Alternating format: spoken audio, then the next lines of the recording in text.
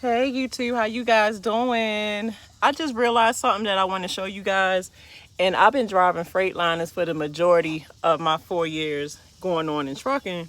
And it's like you can get so used to driving something that you can assume that all of the, the specs or all of just how things work is in the same spot or the same, when indeed there can be slight differences on some of the same make of something. So currently I'm in a 2018 Freightliner Cascadia, and one of the things that you're supposed to do at the end of your workday is you're supposed to drain your air tanks when you come to a stop. Now, for people that don't drive trucks or never drove trucks before, air tanks is a tank that holds the air.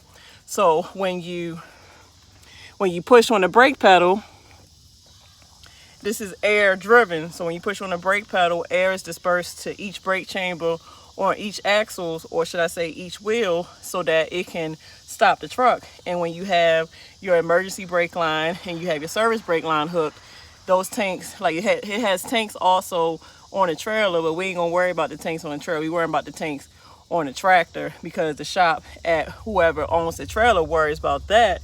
But those tanks hold air so that when you push that pedal, you get in, brake action to each of your wheels. But what kind of got me different with this one, like usually on these Freightliners, like this is one of the tanks. I don't know if this thing has one or two, but usually on these tanks, there's like usually two strings that I noticed on Freightliners I've had.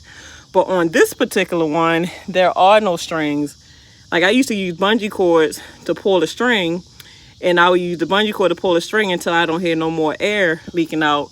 But on here, the drain valve is right here. This is the drain valve on this particular Freightliner Cascadia. And what you do is you turn it. And when you turn it, all that air comes out. Now, when you drain your air, when you start the truck back up, obviously both tanks are going to be low. So you're going to have to run your truck until you build the air up. Now both tanks are these two tanks right here, because you have one is for the trailer and one is for the tractor. But if you don't drain them tanks, you can mess up. I don't know all the parts because I'm not a diesel mechanic, but like I haven't drained mine in a while, and when I went to drain it, like a bunch of rusty residue came out of, like a bunch of brown stuff. So what happens is condensation builds up inside the tank. Condensation is like water, and it's really bad in the wintertime, because if you don't drain your tanks, what can happen is the water can freeze up, and when you go to try to brake, you ain't got no brakes because you got ice in your chambers, which is not a good thing. You can't stop. Now it's not so bad in the summertime because it's hot, but in the wintertime is when it really matters. But I also heard that it messes up other parts, and I'm not sure of the parts. I think you got your evaporator, it's something that spits out the air or something, like a governor. I think you got the governor, the air something cut off, the cutoff valve, and it cuts off to keep the air pump from pumping more than it needs more air in there. But it's one of them parts of the system that gets messed up if you don't drain your system. Let's just say for years or months, I don't know. But I always tend to try to do like little mechanical stuff to my truck, and it's part of pre-trip. If it's part of pre-trip, I do my best to try to stay on top of it.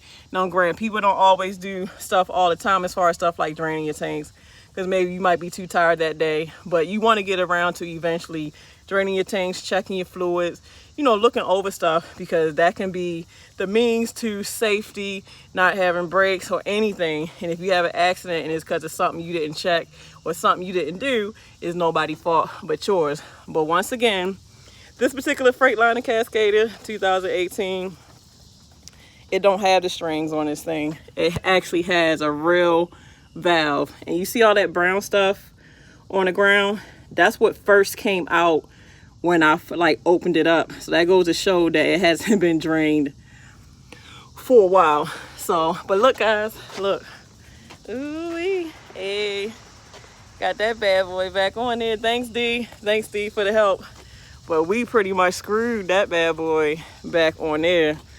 Like we had to screw it. He drilled some holes, and we got some screws and stuff from Lowe's, and he pretty much got some washers And he pretty much screwed every last one of them back on. I appreciate that, D, because sister got tired of walking around with the wall of shame. That was not cool at all. So I'm pretty much just cleaning my truck out. Ain't nothing like having, you know, clean floors. I cannot stand to open my truck. You know how some truck drivers are so damn dirty? When they open up their truck, all you see is a bunch of trash right here, or the floor be damn nasty and filthy. Not me. Keeping my damn floors clean. I don't play them kind of games. I am not a dirty person. Who that is? Is that somebody?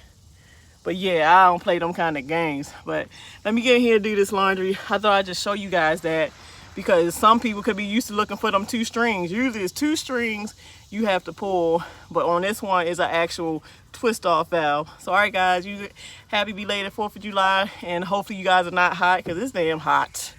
It's hot. I'm about to get in there and relax until it's time for me to do my load. All right y'all, this is